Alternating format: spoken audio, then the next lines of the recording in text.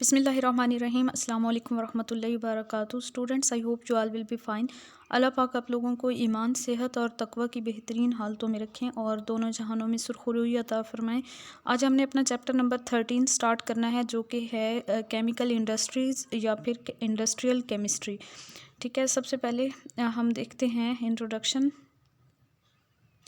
1947 में पाकिस्तान के हिस्से में बहुत थोड़ी इंडस्ट्रीज़ आई थी और पाकिस्तान जो है उसे चेंज होने में एग्रीकल्चरल कंट्री से सेमी केमिकल इंडस्ट्रियल कंट्री में चेंज होने के लिए तकरीबन 62 ईयर्स लगे हैं। ठीक है, उसके बाद एक टर्म है फर्टिलाइज़र। फर्टिलाइज़र को हम डिफ़ाइन करें तो ये ऐसे सब्सटेंसेस होते हैं जिनको हम ज़मीन के अंदर ऐड करते हैं ज़मीन की फर्टाइलिटी को इंक्रीज़ करने के लिए, जिनके अंदर जो है वो इसेंशियल एलिमेंट्स प्रेजेंट होते हैं। ऐसे सब्सटेंसेस को फर्टिलाइज़र्स कहते हैं और वो इसेंशियल एलिमेंट्स की डेफिशिएंसी को जो है वो कंट्रोल करते हैं ज़मीन के अंदर, जैसे नाइट्रोजन, फॉस्फोरस और पोटाशियम हैं, जो कि पौधे की ग्रोथ के लिए बहुत ज़्यादा इंपॉर्टेंट होते हैं।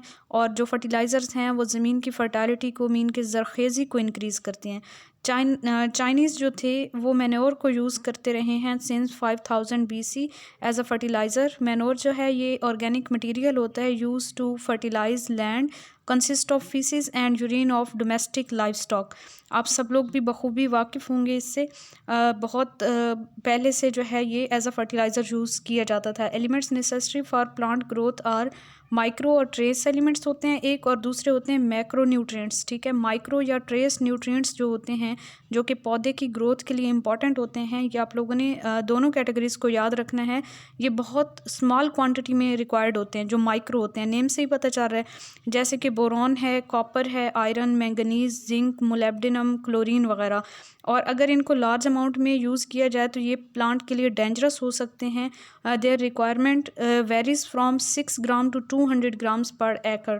उसके बाद जी मैक्रो न्यूट्रिएंट्स आ जाते हैं। ये लार्ज क्वांटिटीज़ में इनकी ज़रूरत होती है, जैसे नाइट्रोजन, फास्फोरस एंड पोटाशियम है, प्राइम इम्पॉर्टेंस है इनकी। और इसके अलावा calcium, magnesium, sulphur, carbon, hydrogen और ऑक्सीजन जो हैं ये सेकेंडरी इंपॉर्टेंस के हैं। और इनकी क्वांटिटी जो रिक्वायर्ड होती है उसकी रेंज होती है 5 kg टू 200 kg पर एकड़। Fertiliser should not be deliquescent. अच्छा, फर्टिलाइज़र की कुछ प्रॉपर्टीज़ हैं कि फर्टिलाइज़र को डिलिक्वेसेंट नहीं होना चाहिए। Should not be harden to stony mass, should be cheap, water soluble, compound should be water soluble. जो भी फर्टिलाइज़र के अंदर कंपाउंड्स हैं वो भी वाटर सोलूबल होने चाहिए ताकि प्लांट्स जो हैं वो ईजिली इनटेक कर सकें। It should be stable so that available to growing plants for longer time. It should not change pH of soil.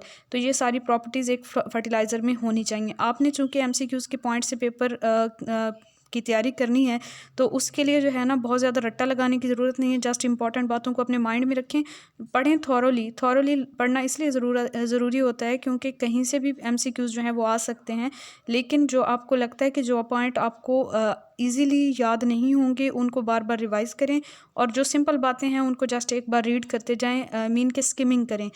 अच्छा जी, नाइट्रोजनस फर्टिलाइज़र्स कौन सी होती हैं? ऐसी फर्टिलाइज़र्स जो कि सॉइल को नाइट्रोजन सप्लाई करती हैं, जैसे कि ammonium nitrate, calcium ammonium nitrate, basic calcium nitrate, calcium cyanamide, ammonium phosphate, ammonium chloride, urea, ammonia और अमोनियम सल्फेट। ये जो हैं वो नाइट्रोजनस फर्टिलाइज़र्स हैं।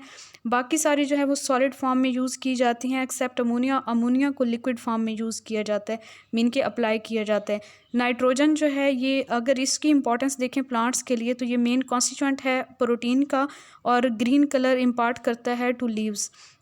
अमोनिया की बात करें तो 82% नाइट्रोजन प्रेजेंट है अमोनिया के अंदर। इसको डायरेक्ट अप्लाई किया जाता है सॉइल के अंदर। इसे 6 inches below the soil surface inject किया जाता है to avoid it from seeping out. Urea की बात करें तो यूरिया में 46% नाइट्रोजन है। ये इंपॉर्टेंट है, पेपर के पॉइंट ऑफ व्यू से परसेंटेज पूछ ली जाती है नाइट्रोजन की। नाइट्रोजनस फर्टिलाइजर्स के अंदर यूरिया में 46% नाइट्रोजन है, most widely used in Pakistan. Steps देखें यूरिया की मैन्युफैक्चरिंग के तो प्रिपरेशन ऑफ हाइड्रोजन है सबसे पहला स्टेप। Next preparation of ammonia, Haber's process से प्रिपेयर करते हैं। Next preparation of ammonium carbamate, और फोर्थ प्रोसेस है preparation of urea. Fifth process में concentration of urea, and six process prilling होता है। उसके बाद जी अब इन प्रोसेसेस को अगर हम डिटेल में देखें तो फर्स्ट प्रोसेस जो था वो था प्रिपरेशन ऑफ हाइड्रोजन। हाइड्रोजन को प्रिपेयर किया जाता है नेचुरल गैस से। Mixture with steam is passed over heated निकल को एज अ कैटलिस्ट यूज़ किया जाता है और नेचुरल गैस के साथ स्टीम का मिक्सचर जो है वो निकल के ऊपर से गुजारा जाता है और इस तरह से आपके पास कार्बन डाइऑक्साइड और हाइड्रोजन गैसेस जो हैं वो हमें ऑब्टेन होती हैं। प्रिपरेशन ऑफ अमोनिया की बात करें तो नाइट्रोजन और हाइड्रोजन को 1:3 रेशो में मिक्स किया जाता है। आयरन को एज अ कैटलिस्ट लिया जाता है। 450 डिग्री सेल्सियस टेम्परेचर रखा जाता है। हैबर्स प्रोसेस है ये और यहाँ से हमारे पास अमोनिया गैस ऑब्टेन होती है। नेक्स्ट प्रोसेस है थर्ड प्रिपरेशन ऑफ नेक्स्ट जो इसका स्टेप है preparation of ammonium carbamate. Carbon dioxide और अमोनिया को 1:2 रेशो में लिया जाता है और आपके पास जो है वो अमोनियम कार्बामेट ऑब्टेन हो जाएगा जिसका फार्मूला है NH2 C double bond O NH4। उसके बाद जी प्रिपरेशन ऑफ यूरिया है dehydration of ammonium carbamate. Last step में जो हमें अमोनियम कार्बामेट मिलता है उसकी हम डिहाइड्रेशन करवाएंगे तो हमारे पास यूरिया ऑब्टेन होगा। NH2 C double bond O NH2 जो है इसकी डिहाइड्रेशन करवाएंगे, हमारे पास NH2 C double bond NH2 obtain होगा। साथ में वाटर, चूँकि डिहाइड्रेशन किया तो वाटर का रिमूवल हुआ है। कंसनट्रेशन ऑफ यूरिया सॉल्यूशन, जो यूरिया सॉल्यूशन ऑब्टेन होता है उसको कंसनट्रेट करते हैं in evaporator by passing steam under vacuum in 2 evaporation stages. 99.7% urea melt is obtained and pump to prilling tower. Urea melted form में obtain होता है, 99.7% pure होता है और इसको प्रिलिंग टावर में भेज दिया जाता है। नेक्स्ट स्टेप में प्रिलिंग में क्या होता है, molten urea is spread at prilling tower by means of prilling bucket. Prilling bucket के ज़रिए जो है स्प्रे किया जाता है मोल्टन यूरिया का। It is also cooled by air rising upward, और नीचे से ऊपर की तरफ एयर जो आ रही होती है काउंटर करंट एक्शन की वजह से यूरिया जो है वो ड्राई होगा और इस तरह से जो है वो सॉलिडिफाई हो जाएगा ड्रॉपलेट्स की फॉर्म में और मीन के वो प्रिल्स बन जाएंगी, उसकी छोटी छोटी गोलियां बन जाएंगी which are free of dust, easy to handle and spread. इनको हैंडल करना इजी है, स्प्रेड करना इजी है। Prills are bagged and stored, उनको फिर स्टोर कर लिया जाता है बैग्स में पैक करके। नेक्स्ट जी हमारे पास अमोनियम नाइट्रेट फर्टिलाइज़र है जिसमें 33.33% नाइट्रोजन है। 33% टू 33.5% तक नाइट्रोजन है इसके अंदर। हाइग्रोस्कोपिक है, obtained by neutralising nitric acid with ammonia. Nitric acid के अमोनिया के साथ न्यूट्रलाइजेशन करवाएंगे तो हमारे पास अमोनियम नाइट्रेट की जो है वो ऑब्टेन होता है और यहाँ पे रिएक्शन भी मेंशन है। इसमें water is evaporated and solid ammonium nitrate is melted. Water जो है इसमें से इवेपोरेट कर दिया जाता है, सॉलिड अमोनियम नाइट्रेट जो है उसको फिर मेल्ट किया जाता है, फिर प्रिलिंग टावर में भेजा जाता है और वहाँ से जो है उसकी प्रिल्स हमें मिलेंगी cooled by air rising upward and molten droplet solidified to prills. Not use for paddy rice. अब ये याद रखना है कि अमोनियम नाइट्रेट जो है इसको हम पैडी राइस के लिए नहीं यूज़ करते because bacteria in flooded fields converted to nitrogen gas, क्योंकि बैक्टीरिया प्रेजेंट होते हैं राइस की फील्ड में, वहाँ पे पानी बहुत ज़्यादा होता है तो इस वजह से वो इसे नाइट्रोजन गैस में चेंज कर देते हैं। मीन के नाइट्रोजन जो है वो प्लांट को अवेलेबल नहीं होगी। यूज्ड अलॉन्ग विद लाइम, और इसे लाइम के साथ यूज़ कर सकते हैं। उसके बाद है फॉस्फेटिक फर्टिलाइजर्स। फॉस्फेटिक फर्टिलाइज़र के नेम से पता चल रहा है कि ये फॉस्फोरस प्रोवाइड करते हैं सॉइल को। डिफरेंट कंपोजिशंस होती हैं इनकी, डिफरेंट सोलबिलिटीज़ होती हैं और डिफरेंट स्टेबिलिटीज़ होती हैं। कैल्शियम सुपर फास्फेट या सुपर फास्फेट है इनमें एक फर्टिलाइज़र और इसका फार्मूला है CaH2PO4 ट्वाइस। वाटर सोलुबल है ये, और दूसरी जो है वो है डाई अमोनियम फॉस्फेट DAP जिसको हम कहते हैं, या फिर triple super phosphate NH4 twice HPO4, और ये वाटर सोलुबल है ये भी। अच्छा, उसके बाद फास्फोरस जो है इसकी इंपॉर्टेंस देखें प्लांट्स के लिए तो फास्फोरस जो है it stimulate early growth, accelerate seed and fruit formation during later stages of growth and it increases resistant to diseases. DAP जो है डायमोनियम फॉस्फेट जो फर्टिलाइज़र है NH4 ट्वाइस HPO4 जिसका फार्मूला है, इसमें 16% नाइट्रोजन है, 48% P2O5 है फास्फोरस पेंटाऑक्साइड। ये परसेंटेज आप खुद से भी कैलकुलेट कर सकते हैं, ज़रूरी नहीं है कि यहाँ से रट्टा लगाएं। प्रिपेयर्ड बाय कंटिन्यूस प्रोसेस, इसे कंटिन्यूस प्रोसेस से प्रिपेयर किया जाता है। एनहाइड्रस अमोनिया गैस जो है उसको रिएक्ट करवाया जाता है फॉस्फोरिक एसिड के साथ 60 to 70 डिग्री सेल्सियस पे और pH 5.8 to 6.0 तक रखी जाती है। तो इस तरह से जो है वो हमें रिक्वायर्ड फर्टिलाइज़र मिल जाती है और ये एक एक्सोथर्मिक प्रोसेस होता है, इसमें हीट भी इवॉल्व होती है। 2:1 रेशो में हम अमोनिया और फॉस्फोरिक एसिड को लेते हैं। Heat evolve evaporates water from liquor, जो हीट जहाँ से इवॉल्व हो रही है वो भी हमारे लिए फ़ायदेमंद है कि उसने लिक्वर में से वाटर को इवेपोरेट करना है। Crystals of DAP are obtained, centrifuged, washed and dried. इनमें 75% तक प्लांट न्यूट्रिएंट्स प्रेजेंट होते हैं, सूटेबल टू यूज़ अलॉन और विद अदर फर्टिलाइज़र्स। उसके बाद पोटाशियम फर्टिलाइज़र्स हैं। इनसे जो है वो सॉइल में पोटाशियम इंक्रीज़ होता है, specially used in for tobacco, coffee, potato and corn fields. उसके बाद जी हमारे पास आ जाता है पोटाशियम की इंपॉर्टेंस की बात करें तो potassium is required for formation of starch, sugar and fibrous material of plants. It increases resistant to diseases, healthy root system, help in ripening of seeds, fruits and cereals. KNO3 potassium nitrate जो है इसमें 44% potash है, 13% nitrogen है। इसको prepare किया जाता है bye double decomposition reaction between KCl and NaNO3। NaNO3 का हॉट सोल्यूशन लिया जाता है, KCl सॉलिड फॉर्म में होता है और हमारे पास इनके रिएक्शन से ऑब्टेन होती हैं crystals of NaCl and KNO3 pale yellow solid जो है वो हमें ऑब्टेन होता है KNO3 potassium nitrate. Urea fertiliser is important in fields in which nutrients are destroyed due to repeated cultivation. Urea fertiliser बहुत इंपॉर्टेंट है ऐसे फील्ड्स के लिए जहाँ पे रिपीटेड कल्टिवेशन की वजह से न्यूट्रिएंट्स जो हैं वो डिस्ट्रॉय हो चुके होते हैं। 2002 में पाकिस्तान में टोटल यूरिया फर्टिलाइज़र की जो प्रोडक्शन थी वो तकरीबन 56,30,100 मेट्रिक टन्स पर ईयर थी। 14 डिफरेंट प्लांट्स थे प्राइवेट और पब्लिक सेक्टर पे यूरिया फर्टिलाइज़र्स के। उसके बाद जी सीमेंट इंडस्ट्री हमारे पास आ जाती है। Cement is the material, cement की पहले डेफिनेशन करें तो एक ऐसा मटीरियल है which is obtained by heating an intimate mixture of calcareous and argillaceous material at sufficiently high temperature to produce clinkers. These clinkers are then ground to a fine powder. Cement जो है एक ऐसा material है जो कि कैलकैरियस और एग्रीलेशियस materials को आपस में सफिशेंटली हाई टेम्परेचर पे उन्हें हीट किया जाता है और हमारे पास क्लिंकर्स ऑब्टेन्ड होते हैं और क्लिंकर्स जो हैं उनको फिर पीस लिया जाता है तो हमारे पास एक पाउडर फॉर्म में जो है वो मटेरियल ऑब्टेन होता है जिसे हम सीमेंट कहते हैं।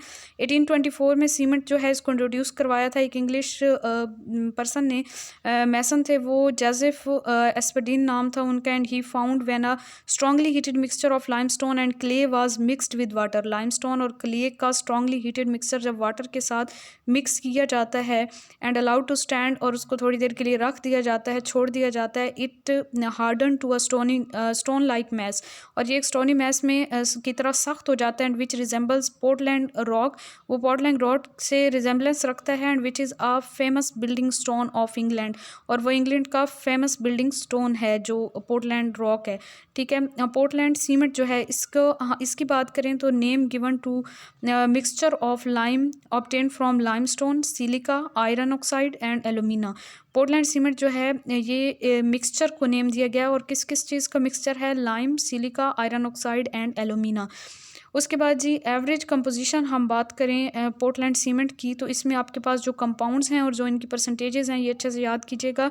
लाइम जो है जिसका फार्मूला होता है कैल्शियम ऑक्साइड CaO जिसको हम लाइम कहते हैं, 62% तक इसकी परसेंटेज होती है और लाइमस्टोन से इसे ऑब्टेन किया जाता है। सिलिका SiO2 जो रेत है 22% इसकी परसेंटेज होती है और एलुमिना Al2O3 एलुमिनियम ऑक्साइड जो है 7.5% इसकी परसेंटेज होती है पोर्टलैंड सीमेंट के अंदर, और सिलिका और एलुमिना दोनों जो हैं ये प्रेजेंट होते हैं क्ले के अंदर, और ये तीनों जो हैं लाइम, सिलिका और alumina these are essential components of Portland cement. उसके बाद मैग्नीशिया जो कि मैग्नीशियम ऑक्साइड है MgO 2.5%, iron oxide Fe2O3 2.5%, sulphur trioxide SO3 1.5%, sodium oxide Na2O 1%, K2O potassium oxide 1%। ये थी कंपोजिशन हमारे पास पोर्टलैंड सीमेंट की। उसके बाद हमारे पास रॉ मटेरियल्स आ जाते हैं।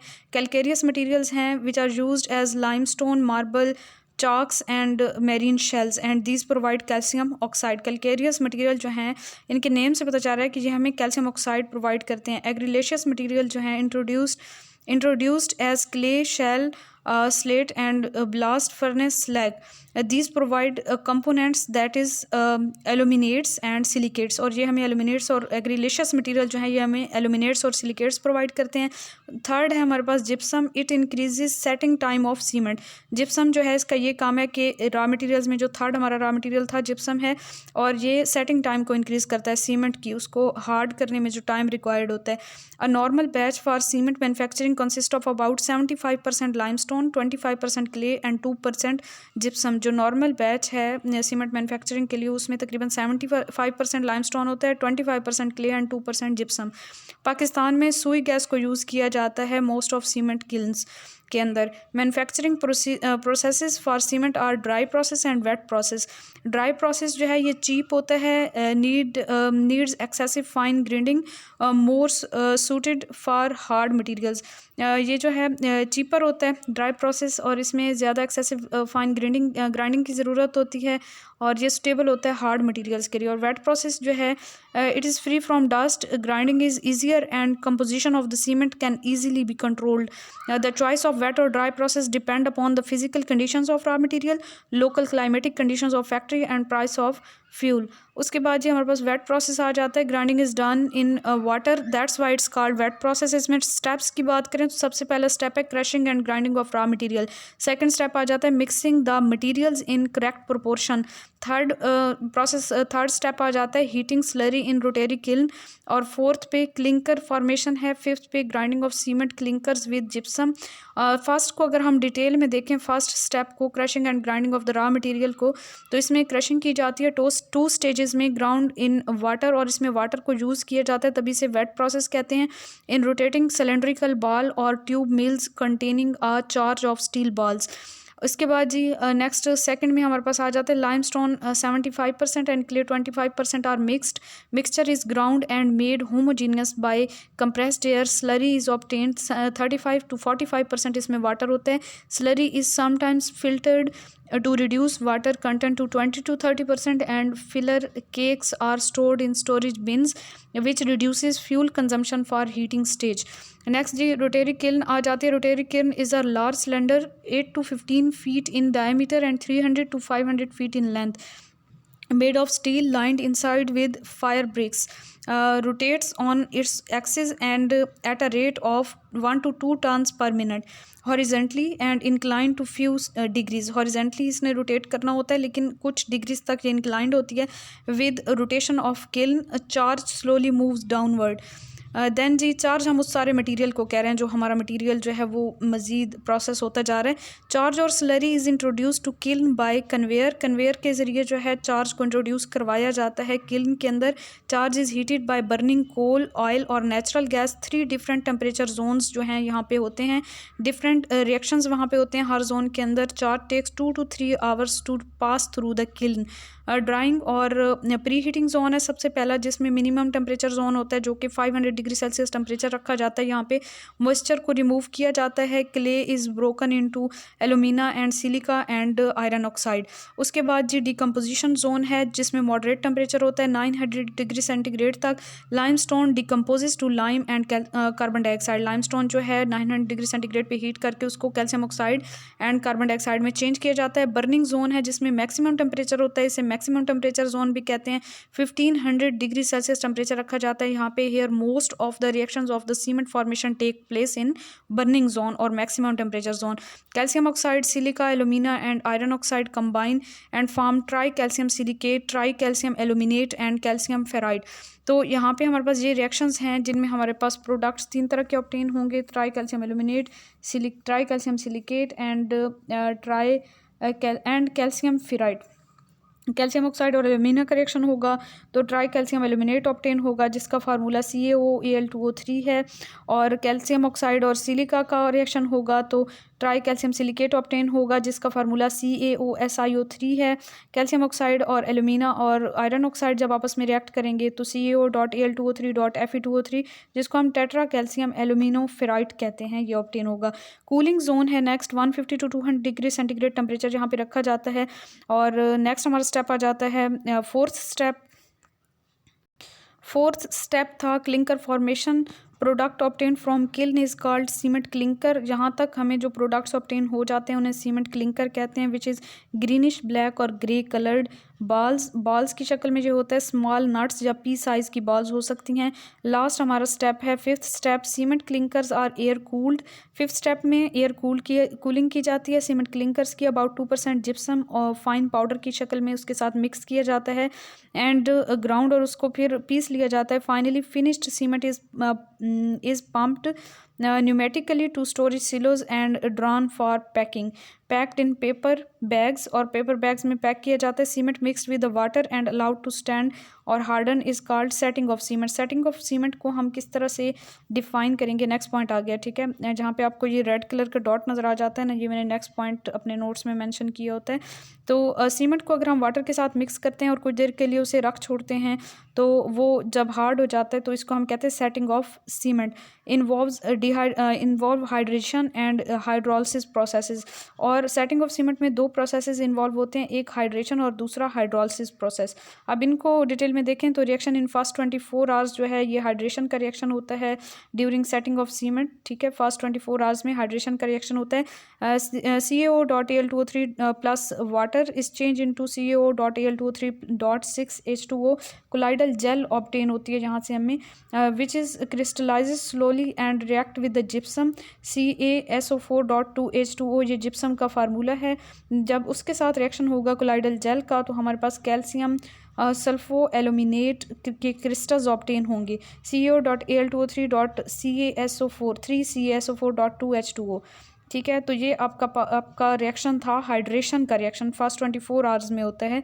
इसमें ट्राई कैल्शियम एल्यूमिनेट वाटर के साथ रिएक्ट करके कोलाइडल जेल बनाता है। कोलाइडल जेल जो है वो जिप्सम के साथ रिएक्ट करके कैल्शियम सल्फो एल्यूमिनेट बनाता है जिसके के क्रिस्टल्स बनते हैं।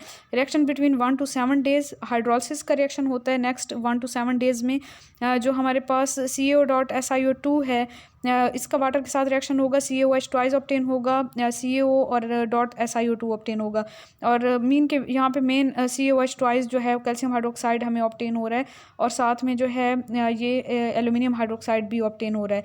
नीडल शेप्ड के क्रिस्टल होते हैं कैल्शियम हाइड्रोक्साइड के और impart strength to colloidal gel, और इसका काम ये होता है कि इसने कोलाइडल जेल को स्ट्रेंथ इम्पार्ट करना होती है, ठीक है, कैल्शियम हाइड्रोक्साइड ने। और जो एल्यूमिनियम हाइड्रोक्साइड जहाँ से हमें ऑब्टेन होता है ना, it fills the interstices resulting in hardening the mass. इसने इंटरस्टाइसिस जो खला बच जाती है मैस के अंदर, कोई खाली जगह बच जाती है उसको ये फिल करता है तो इस तरह से जो है वो मैस सारा हार्ड हो जाता है, मीन के सेटिंग का प्रोसेस कंप्लीट होता है। The gel starts losing water partly by evaporation and sets to a hard mass.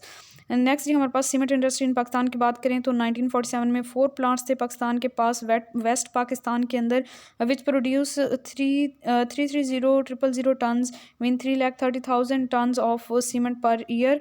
In 1954 production went up to 660,000 tons per year and in 1956 2 more factories set up at Dawood Khel and Hyderabad. Production was still less than needed. अभी तक जो है वो production requirement पे पूरी नहीं उतर रही थी। एट प्रेजेंट 22 फैक्ट्रीज, ये भी प्रेजेंट की बात नहीं है, अकॉर्डिंग टू टेक्स्ट बुक अगर हम बात करें FSC की टेक्स्ट बुक के अकॉर्डिंग, जो कि हमारी बुक्स काफ़ी पुरानी हैं, तो ये तब की हमारे पास जो डाटा है मीन के अभी मॉडर्न आप सर्च कर सकते हैं कि अब हमारे पास कितनी फैक्ट्रीज़ हैं। तो according to textbook 22 factories थी प्राइवेट और पब्लिक सेक्टर पे। Annual production of the cement is 9,578,802 metric tons per annum. उसके बाद पेपर इंडस्ट्री की बात करें तो paper is a sheet material made up of network of natural cellulosic fibres which have been deposited from an aqueous suspension. The product obtained is a network of interlocking fibres. Paper जो होता है एक sheet material होता है, sheet की तरह का material होता है जो कि बना हुआ होता है network of natural cellulosic fibres. जो नेचुरल सेलुलोजिक फाइबर होते हैं उनकी आपस में बुनाई से बनता है, उनके आपस में नेटवर्क से बनता है, which have been deposited from aqueous suspension. और उनको किस तरह डिपॉजिट किया जाता है, एक्वस सस्पेंशन के अंदर से डिपॉजिट किया जाता है, पूरा एक प्रोसेस होता है इंडस्ट्री में जो कि हम डिटेल में देखेंगे। The product obtain is a network of interlocking fibres.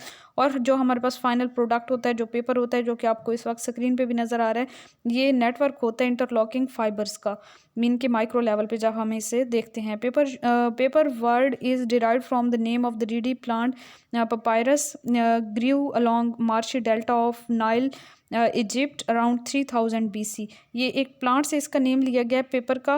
Papyrus उस प्लांट का नेम था और जो कि दरिया नील के किनारे पे उगता था मिस्र के अंदर 3000 BC अगो। उसके बाद जी modern paper was invented by, ये चाइनीज़ का नेम है एक चाइना के पर्सन का, तो इसको आप प्रोनाउंस कर लीजिएगा। इन्होंने जो है मॉडर्न पेपर इन्वेंट किया था। In 105 AD he was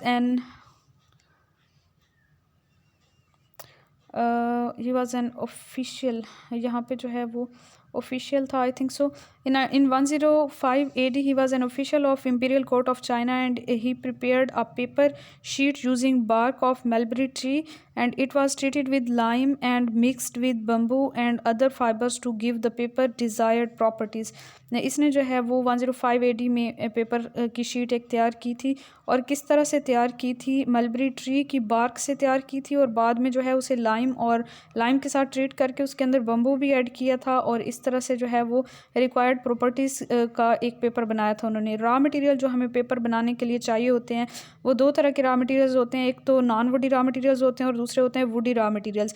non woody raw material में आपके पास wheat straws, bamboo, cotton linter, poplar hardwood होती है, राइस स्ट्रास, रेग, काही ग्रास और यूकलिप्टस हार्डवुड।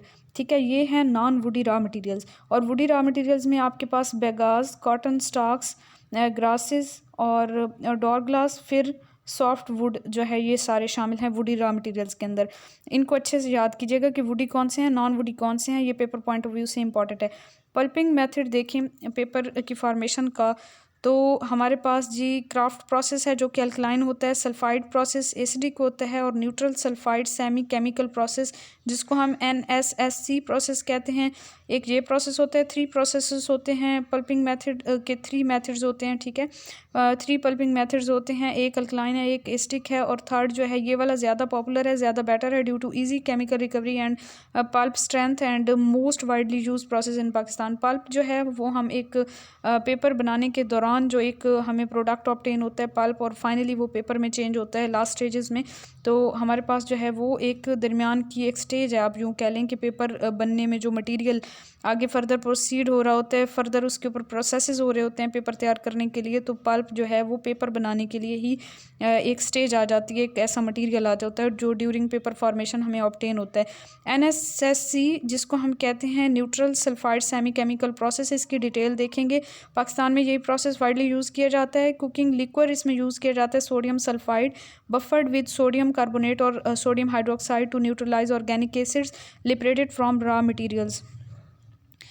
इसमें 10 स्टेप्स होते हैं। ठीक है, 1 बाय 1 हम सारे स्टेप्स को देखते हैं। फर्स्ट स्टेप है cutting of raw material. Cellulosic material obtain करने के लिए रॉ मटेरियल की कटिंग की जाती है। नॉन वुडी रॉ मटेरियल जो होता है वो प्री कट स्टेज में हमें ऑब्टेन होता है और उसको हम एज इट इज़ यूज़ करते हैं। जो वुडी रॉ मटेरियल होते हैं उसके बिग लॉग्स होते हैं और उनको कट किया जाता है स्मॉल चिप्स की फॉर्म में और फिर उसको यूज़ किया जाता है। ड्राई क्लीनिंग सेकेंड स्टेप है हमारे पास। जो वीट स्ट्रास हैं स्टॉक में से उन्हें लिया जाता है और फिर उनको ड्राई क्लीन किया जाता है। Air is blown into raw material to remove unwanted particles. हवा के ज़रिए जो है उन्हें साफ़ किया जाता है। ड्राई क्लीनिंग के बाद हमारे पास आ जाती है जी वेट क्लीनिंग। वेट क्लीनिंग में जो है जो रिमेनिंग डस्ट पार्टिकल्स हैं उनको रिमूव किया जाता है और इसके अलावा सोलुबल मटेरियल जो है वो वाटर में डिज़ोल्व हो जाता है वेट क्लीनिंग में। यहाँ पे मिस्टेक हो गई थी, अगेन ड्राई क्लीनिंग लिखा गया है, आप वेट क्लीनिंग कर लीजिएगा। स्क्रीनिंग है next step, fourth step to remove oversized and unwanted particles. Screening के स्टेप में ओवरसाइज्ड या अनवांटेड पार्टिकल्स को रिमूव किया जाता है। स्टॉक स्क्रीन्स में भी वाइब्रेटरी, ग्रेविटी और सेंट्रीफ्यूगल। मैग्नेटिक सेपरेटर्स भी होते हैं जो कि आयरन के पीसेस को, नेल्स और बोर्ड्स वगैरह को अलहदा करते हैं। Centri cleaner removes stones and other oversized pieces. जो सेंट्री क्लीनर्स हैं वो स्टोन्स और बड़े साइज़ के बाकी पीसेस को रिमूव करते हैं। The material is then send to wet silo. उसके बाद वेट सिलो में मटेरियल को स्टोर किया जाता है।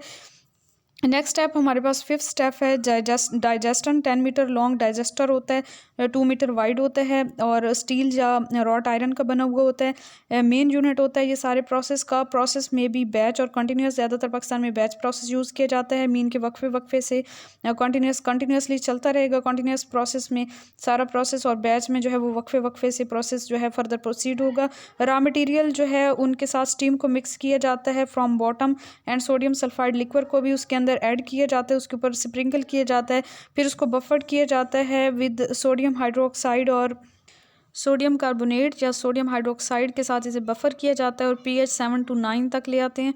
Digester is closed end it revolve 2.5 RPM।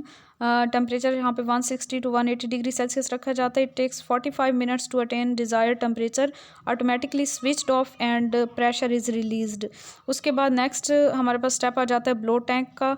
यहाँ पे कुक्ड मटेरियल जो है उसको ब्लोन किया जाता है to blow tank and then pump to centrifugal screen to separate cooked and uncooked material. Then pulp washing का स्टेप आ जाता है using water and 80 mesh sieve. 80 mesh sieve जो होती है ये एक आप कह लें कि छलनी होती है, जिसके जो सुराख है ना वो बहुत बारीक बारीक सुराख होते हैं, मीन के ज़्यादा खुले नहीं होते सुराख, ठीक है, बहुत छोटे छोटे से सुराख होते हैं 80 मैश सीव के।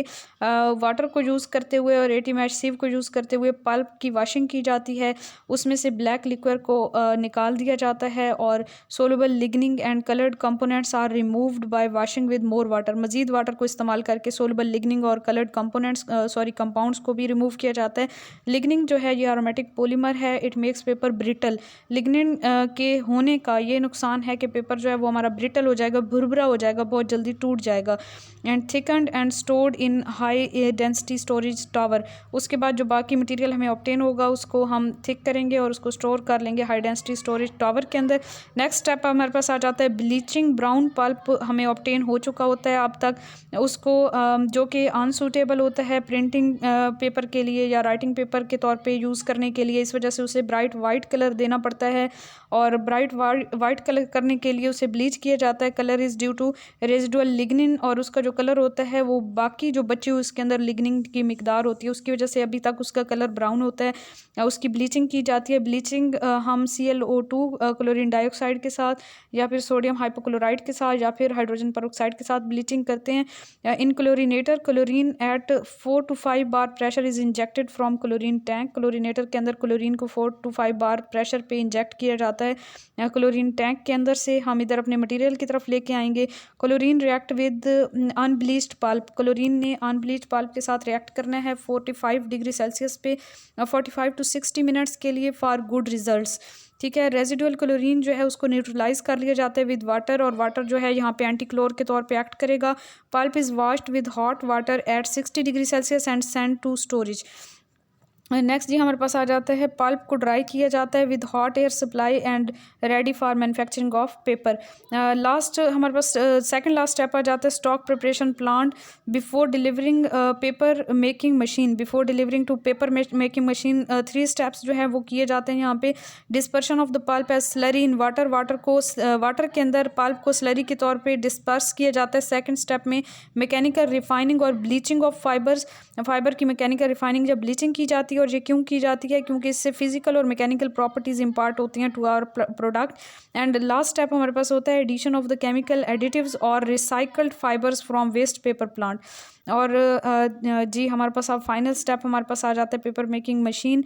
जो पेपर मेकिंग मशीन होती है वो basic food runner type machine होती है। इसके कंपोनेंट्स की बात करें तो सारे कंपोनेंट्स इंपॉर्टेंट है, इनकी वर्किंग भी ये आप अच्छे से याद कीजिएगा। पहला कंपोनेंट है flow spreader, distribute pulp evenly across machine from back to front and its consistency of the stock is below 1%। हमारा जो मटीरियल है उसकी कंसिस्टेंसी जो है वो 1% से बिलो होती है, मीन कि उसमें 99% तक वाटर होता है और बाकी जो सॉलिड मटेरियल है वो जस्ट 1% तक होता है। हेड बॉक्स है सेकंड पार्ट जो हमारी मशीन का है। The pressurised head box discharges a uniform jet of pulp suspension on a fabric where special suction devices work for removal of water.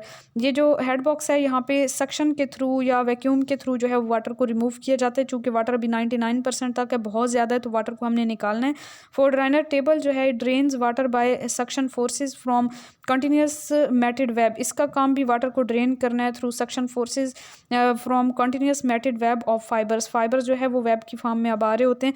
Press section जो है नेक्स्ट फोर्थ पार्ट जो है, paper sheet is pressed through series of the roll pressers, और इसमें जी additional water is removed and web structure is consolidated, that is fibres are forced into intimate contact. Fibres मज़ीद जो है वो बुनाई होती जाती है, फाइबर्स क्लोज आते जाते हैं, वाटर मज़ीद रिमूव होता जाता है। नेक्स्ट पार्ट आ जाता है मशीन का dryer section. Wet sheet of the paper is dried here with the help of rotary drum. Rotary drums के थ्रू जो है वो ड्राई किया जाता है, और water is separated from fibres by gravity और बाय सक्शन और बाय प्रेसिंग। यहाँ पे ड्रायर सेक्शन के अंदर ग्रेविटी के थ्रू भी वाटर रिमूव हो सकता है, सक्शन के थ्रू भी, प्रेसिंग के थ्रू भी। नेक्स्ट 6 पार्ट आ जाता है कैलेंडर स्टॉक। कैलेंडर स्टॉक जो है, यहाँ पे sheet is calendered through a series of the roll nips to reduce thickness and smooth the surface. Paper की थिकनेस को रिड्यूस किया जाता है, सर्फेस को स्मूथ किया जाता है कैलेंडर स्टॉक के अंदर। रील्स की फॉर्म में देन पेपर आ जाएगा। नेक्स्ट स्टेप है हमारे पास, नेक्स्ट पार्ट रील है। A dried paper is wound in the form of reel having final moisture of about 6 to 8%। अब वाटर जो है वो तकरीबन 6 to 8% रह जाता है, और ये पेपर के लिए इंपॉर्टेंट होता है for the use of paper. Paper industry in Pakistan की बात करें तो 1947 में कोई पल्प पेपर इंडस्ट्री नहीं थी पाकिस्तान के पास। Pakistan consumes 25,000 tons of it per year, and all imported सारा का सारा मटेरियल जो है वो इंपोर्ट किया जाता है। पेपर जो था वो इंपोर्ट किया जाता था from abroad, and 25 million rupees की लागत आती थी। And suitable fibrous raw material जो थे वो पाकिस्तान के पास नहीं थे, तभी पाकिस्तान के पास कोई पेपर पल्प इंडस्ट्री नहीं थी। Due to high prices of paper in Pakistan, its per head consumption in Pakistan is around 5 kg per person per year. High prices की वजह से पाकिस्तान में जो एक बंदा पेपर इस्तेमाल करता है एक साल में 5 kg पेपर इस्तेमाल करता है just. Pakistan has enough source of non woody materials, and at present more than 30 industries public as well as private manufacturing pulp and paper boards. तो पाकिस्तान में अब तो खैर नहीं, ये according to textbook 30 industries जो हैं वो पाकिस्तान के पास थी पीछे, और जो कि पल्प और पेपर बोर्ड्स बना रही थी। अच्छा जी, नेक्स्ट केमिकल इंडस्ट्रीज़ में बीएससी लेवल से अब हम करेंगे। ये हमारा एफएससी तक का था जिसके मैंने नोट्स बना लिए थे, और बीएससी के हम बुक से ही करेंगे। तो अब देखते हैं बीएससी लेवल से केमिकल इंडस्ट्रीज़। अब जी हमने मैन्युफैक्चर ऑफ सोडा ऐश देखना है। सोडा ऐश हमारे पास दो तरह के होते हैं, एक होता है जी लाइट सोडा ऐश, और दूसरा होता है डेंस सोडा ऐश। जो लाइट सोडा ऐश है उसकी डेंसिटी 1.86 ग्राम पर सेंटीमीटर क्यूब है, और जो डेंस सोडा ऐश है उसकी डेंसिटी 1.91 ग्राम पर सेंटीमीटर क्यूब है। दोनों जो हैं वो ग्रेन्यूल्स की फॉर्म में होते हैं। नेक्स्ट वाशिंग सोडा का फार्मूला तो आप सब लोग जानते हैं, और पीपीएससी के एग्ज़ाम में पूछा भी जा चुका है, Na2CO3.10H2O। सोडा ऐश को प्रिपेयर करने के जो प्रोसेसेस हैं वो आपके पास हैं LeBlanc process, Solvay ammonia soda process, dual process जो कि मॉडिफाइड फॉर्म है सॉल्वेस प्रोसेस की, और इलेक्ट्रोलिटिक प्रोसेस। तो ये 4 प्रोसेसेस हैं, इनके नेम याद रखें सोडा ऐश को प्रिपेयर करने के प्रोसेसेस। लेब्लांक प्रोसेस जो है ये काफ़ी पुराना तारीख़ी नोयत की अहमियत का हामिल है ये जो प्रोसेस है, और इसको अब जो है वो रिप्लेस कर दिया गया कम्प्लीटली बाय सॉल्वे प्रोसेस और modified Solvay process. Solvay ammonia soda process है नेक्स्ट जो हमने डिटेल में देखना है। सॉल्वे अमोनिया सोडा प्रोसेस, इसमें रॉ मटेरियल साल्ट, लाइमस्टोन और कोक को यूज़ किया जाता है। इसमें हम अमोनिया को एज अ कैटलिस्ट भी कह सकते हैं, यूज़ करते हैं, क्योंकि अमोनिया की बहुत थोड़ी सी अमाउंट यूज़ होती है, और बाकी एज इट इज़ जो है वो हमें ऑब्टेन हो जाती है एट द एंड। और क्वांटिटेटिव रिक्वायरमेंट्स की बात करें तो अगर हमने 1 टन सोडियम कार्बोनेट या सोडा ऐश बनाना है 58% Na2O, तो उसके लिए हमें जो मटीरियल रिक्वायर्ड होता है वो salt NaCl 1.55 tons, cooling water 40 to 60 tons, limestone 1.2 tons, electricity 210 kilowatt per hour, और coke 0.09 tons, plant capacity 200 to 2000 tons per day. Ammonia इसका लॉस होता है इसमें 1.5 kg। NaCl salt is used as Bryan.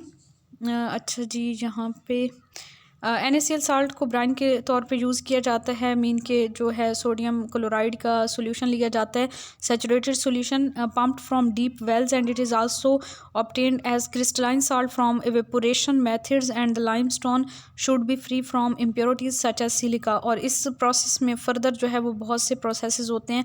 यहाँ पे आपको स्क्रीन पे सारे प्रोसेसेस नज़र आ रहे हैं, सारे रिएक्शंस नज़र आ रहे हैं। ओवरऑल रिएक्शन अगर हम देखें तो कैल्शियम कार्बोनेट और सोडियम क्लोराइड का रिएक्शन होता है। सोडियम कार्बोनेट और कैल्शियम क्लोराइड जो है वो ऑब्टेन होगा। ओवरऑल रिएक्शन ये है। बाकी रिएक्शंस को भी थोड़ा बहुत आप देख लीजिएगा, इनका आइडिया भी आपको होना चाहिए। प्रिंसिपल की बात करें तो प्रिंसिपल जो है सॉलिड्स मेथड का is based on the fact that ammonia is dissolved in a salt solution and then ammoniated brine solution is allowed to react with carbon dioxide. इसमें यह होता है कि अमोनिया जो है वो डिज़ोल्व हो जाती है अमोनिएटेड साल्ट सोल्यूशन के अंदर, और अमोनिएटेड ब्राइन सोल्यूशन जो हमारे पास आ जाता है उसको हम कार्बन डाइऑक्साइड के साथ रिएक्ट करवाते हैं, and which is obtained by calcined limestone. और कार्बन डाइऑक्साइड को कैल्साइंड लाइमस्टोन से ऑब्टेन किया जाता है mixed with coke, and a precipitate of sodium bicarbonate thus obtained is then calcined to produce sodium carbonate of high purity. Procedure की बात करें तो preparation and purification of Bryan है। सबसे पहले ब्राइन को प्रिपेयर किया जाएगा, फिर उसको प्योरीफाई किया जाएगा ताकि उसमें से कैल्शियम सल्फेट और मैग्नीशियम और आयरन साल्ट्स वगैरह को निकाल दिया जाए। और this is done by adding sodium carbonate and sodium hydroxide, and the precipitated carbonates and hydroxide are removed by filtration, and this is allowed to settle in vats, as a result of which precipitated calcium carbonate, magnesium carbonate and hydroxides FeOH thrice settle down. Pure brine solution is pumped to the ammonia absorption tower. Here it dissolves ammonia with the liberation of heat. वहाँ फिर ammonia absorption tower के अंदर ammonia की absorption हो जाएगी और heat remove होगी यहाँ से। अमोनिएशन ऑफ ब्राइन, नेक्स्ट हमारे पास जो स्टेप है अमोनिएशन ऑफ ब्राइन है। जो प्योरीफाइड ब्राइन होता है उसको परकुलेट करवाया जाता है डाउनवर्ड, और नीचे से जो है वो अमोनिया गैस को ऊपर की तरफ भेजा जाता है और काउंटर करंट प्रोसेस के थ्रू, और ब्राइन और अमोनिया के दरमियान जो है वो रिएक्शन होगा, और इस तरह से जो ब्राइन सोल्यूशन है वो अमोनिया को टेकअप कर लेगा, और much heat is liberated in this process, and the gas which escapes the solution is in the tank is absorbed by the brine falling down the tower. Now, some carbon dioxide is also absorbed by ammonia, due to which some insoluble carbonates are also precipitated. Ammonia के अंदर carbon dioxide gas dissolve होगी तो insoluble carbonates बनेंगे, and the ammoniated brine is allowed to settle cool to about 30 degree Celsius and pump to the carbonating tower. Next हमारे पास lime kiln आ जाती है। यहाँ पे हम कार्बन डाइऑक्साइड हासिल करते हैं along with calcium oxide, and this is done bye calcining limestone mixed with coke in the lime kiln. The burning of the coke is necessary to supply the heat required for decomposition of limestone. Calcium carbonate जो है वो change होगा calcium oxide और carbon dioxide में, और carbon और oxygen के मिलने से कार्बन डाइऑक्साइड गैस ऑब्टेन होगी, and the calcium oxide obtain from the lime kiln is converted into slaked lime यानी कि calcium hydroxide, and then pump directly to the ammonia recovery tower. तो यहाँ पे रिएक्शंस इनको देख लीजिएगा। नेक्स्ट हमारे पास है carbonation of ammoniated brine. Carbonation tower आ जाएगा। Carbonating towers are about 22 to 25 metres high and 1.8 to 2.5 metres in diameter, and they are constructed of cast iron. Carbonating tower जो है वो कास्ट आयरन से बने होते हैं। 22 to 25 मीटर्स हाई होते हैं, 1.8 to 2.5 मीटर्स जो है इनका डायमीटर होता है। They operate in series with several precipitating towers. During the precipitation cycle the temperature gradient is maintain at 20 to 25 degree Celsius. यहाँ पे टेम्परेचर जो है 20 to 25 डिग्री सेल्सियस तक मेंटेन किया जाता है at both ends, and 45 to 55 degree Celsius at the middle, and this is achieved by making use of cooling coils provided with the tower at about 20 feet above the bottom. Carbon dioxide obtained from the lime kiln is first compressed and then passed through the bottom of the carbonating tower. Carbon dioxide को bottom से introduce करवाया जाता है, विच ammoniated Bryan percolates, और ammoniated Bryan जो है वो ऊपर से नीचे की तरफ आ रहा होता है, and sodium bicarbonate deposits are dissolved in the hot incoming ammoniated brine, and solution of the ammonium carbonate is formed. This ammonium carbonate solution with some unconverted sodium bicarbonate is allowed to fall down a second tower called making tower. फिर making tower में जो है ammonium carbonate solution जो है उसके साथ कुछ unconverted sodium bicarbonate भी होगा, दोनों को जो है वो डाउनवर्ड फेंका जाता है मेकिंग टावर के अंदर, and it falls along with ammoniated brine and rich carbon dioxide 90 to 95% carbon dioxide gas from the bicarbonate calciner is recompressed and pump to the bottom of the making tower. फिर जो है हमारे पास the ammonium carbonate fast react with the carbon dioxide to form ammonium bicarbonate and later reacting with the sodium chloride salt, and in this way it forms sodium bicarbonate. और इस तरह से finally हमारे पास सोडियम बाइकार्बोनेट बनेगा. और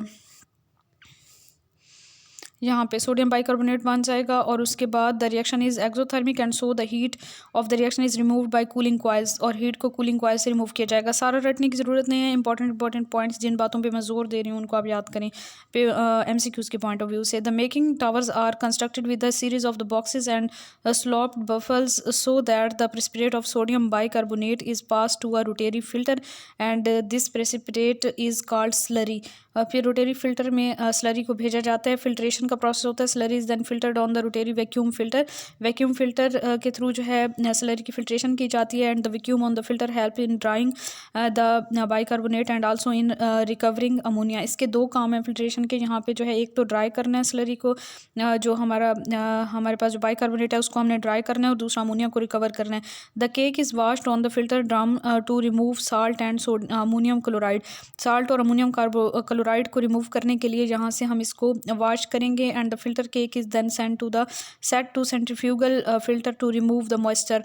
फिर centrifugal filter के अंदर भेजा जाता है मज़ीद मॉइस्चर को रिमूव करने के लिए, और कैल्साइन डायरेक्टली, या फिर मज़ीद जो है उसकी कैल्साइन किया जाता है. And during washing about 10% sodium bicarbonate also passes into the filtrate. 10% sodium bicarbonate भी फिल्ट्रेट में चला जाता है, and the filtrate containing sodium chloride, ammonium chloride, sodium bicarbonate and ammonium bicarbonate treated with the lime obtained from the lime kiln to recover ammonia and carbon dioxide. और इस सारे ये जो हमारे पास फिल्ट्रेट होता है इसमें से फिर अमोनिया और कार्बन डाइऑक्साइड को रिकवर किया जाता है, and these are circulated and used again in the purification of Bryan.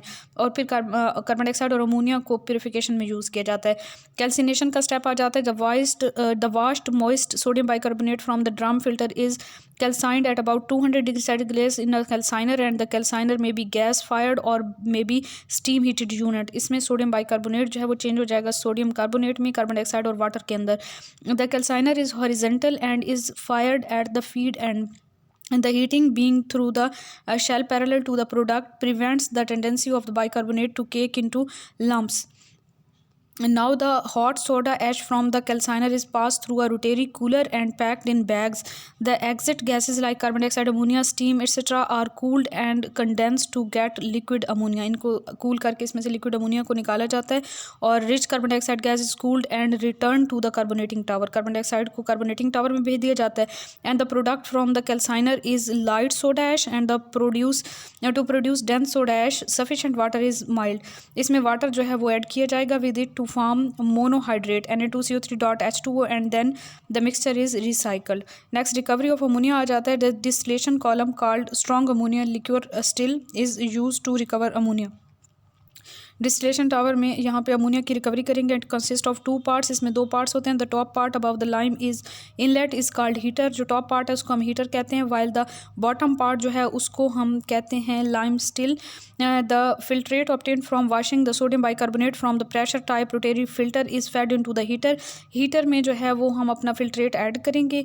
Hair free ammonia and carbon dioxide are driven off. Free ammonia carbon dioxide को बाहर निकालेंगे by distillation, and the dry lime और milk of lime यानी कि select lime obtained from the lime kiln is fed through the lime inlet and mixed with the liquor from the upper part of the heater. As the liquor flows down the column, calcium chloride and calcium sulfate are formed and ammonia gas is released. तो यहाँ से जो है ammonia gas release होगी, तो ammonia gas की यहाँ से रिकवरी होती जाएगी, and that liquor which is from the bottom of the lime still is free from the ammonia and contains unreacted sodium chloride and largely calcium chloride, and which is disposed of, and the liquor is therefore allowed to settle in setting ponds, and a clear liquid is evaporated till the salt separates out and is sold as such for calcium chloride or further evaporated. ठीक है, जहाँ से समझ आ गई होगी, कोई ख़ास बात नहीं है। जस्ट आप इस जो भी स्टेप्स हैं उनके नेम याद करें, उनमें जो मेन चीज़ हो रही है वो याद करें। रिकवरी ऑफ अमोनिया में अमोनिया की रिकवरी हो रही है, साथ में कार्बन डाइऑक्साइड की भी हो रही है कुछ हद तक। तो ये बातें मेन बातें, ज़्यादा रट्टा लगाने की ज़रूरत नहीं है, बस मेन बातें याद करें। मैं आपको थॉरली इसलिए पढ़ के बता देती हूँ कि आपको क्लियर हो जाए सारी बात कि इसमें अच्छा ये चीज़ें हैं। फिर माइंड में जब सारी चीज़ें क्लियर होती हैं तो उनमें से इंपॉर्टेंट पॉइंट याद रह ही जाते हैं। The things to be kept in mind, the absorption is carried out in the towers filled with liquid, hence carbon dioxide must be compressed. Due to this compression, the partial pressure of the solubility of the carbon dioxide is increased at the end of the carbonating cycle, and thus favors the reactions 5th, 6th and 7th mentioned at the start. ये आपको पहले बता दिए जो। And the filtration should be carried out by using vacuum on the drum filter, and the vacuum on drum filter helps in drying the bicarbonate and in recovering ammonia. Drawing filter जो है उसका क्या काम है? Drum filter जो है वो drawing के लिए यूज़ होता है। अबाउट 1 kg पर 10 तकरीबन जो है वो 1 kg पर 10 ऑफ सोडियम कार्बोनेट जो है वो अमोनिया का लॉस होता है, यानी 0.2%। और यूज ऑफ सोडा ऐश की बात करें तो it has widely used in manufacture of the glass, sodium bicarbonate, caustic soda, pulp and paper, textile and non ferrous metals. तो यहाँ पे आप देखें कि सोडा ऐश जो है वो बहुत ज़्यादा इंपॉर्टेंट है, तभी इसकी प्रिपरेशन को हमने डिटेल में देखा है। Soap, glass, drugs, paper, ceramics, metallurgy, textile, chemicals, petroleum, leather, dyes, foods, water softening industries make use of soda ash in the manufacture of the large number of products। तो यहाँ तक आज कर लेते हैं और इंशाल्लाह ताला नेक्स्ट लेक्चर में हम अपना नेक्स्ट जो केमिकल इंडस्ट्रीज़ वाला पार्ट है वो कवर करेंगे। तो अपना बहुत सारा ख्याल रखिए और तब तक जो है ये प्रीवियस सारा लेक्चर तैयार कर लें। दुआ में याद रखिए। जज़ाकल्लाहु खैर। अल्लाह हाफिज़।